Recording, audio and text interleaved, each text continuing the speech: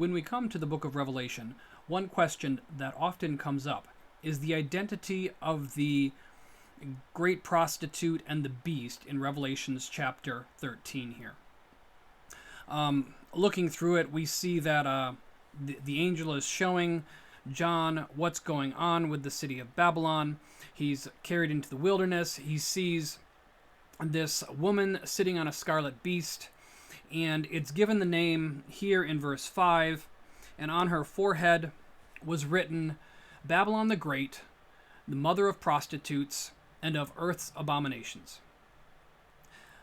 Of note here, what many people use as a key for interpreting this is this last verse in the chapter, verse 18 of chapter 17, and the woman that you saw is the great city that has dominion over the kings of the earth.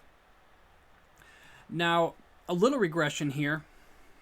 If we look in Revelations chapter 11, which starts out talking about the two witnesses, it says that their dead bodies will lie in the street of the great city that is symbolically called Sodom and Egypt, where their Lord was crucified. In chapter 11, when the two witnesses are killed, it's fairly clear that this is talking about Jerusalem, the great city that is symbolically called Sodom and Egypt, wherein their Lord was crucified. Christ was crucified in Jerusalem, therefore the two witnesses die in Jerusalem. People take the passage of the great city here, and they interpret that to exclusively mean only one thing throughout the whole book. When we come over to chapter 17, however, we see that like there was in chapter 11, here in chapter 17, there is a clause that conditions the phrase, the great city.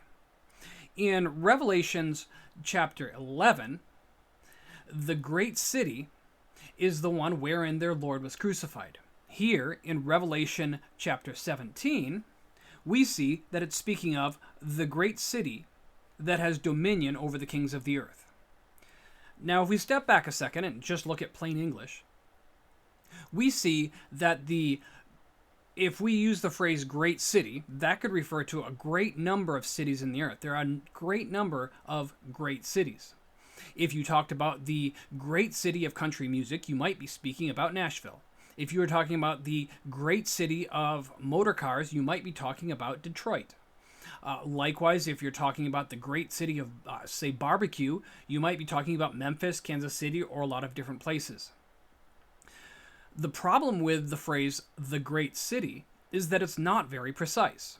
For this reason, the passage doesn't leave it at just that phrase.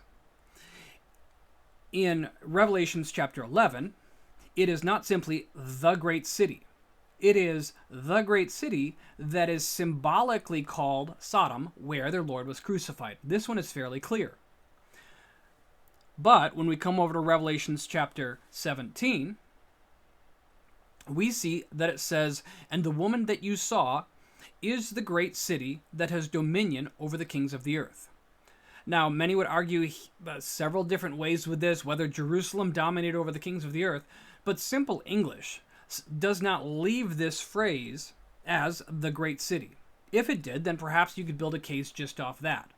But over-equivocation has its pitfalls. This is, in Revelation chapter 17, the great city that has dominion over the kings of the earth. So just like you can talk about the great city in multiple places, here, the great city that has dominion over the earth does not have to be the same as the great city wherein the Lord was crucified. There simply can be more than one great city.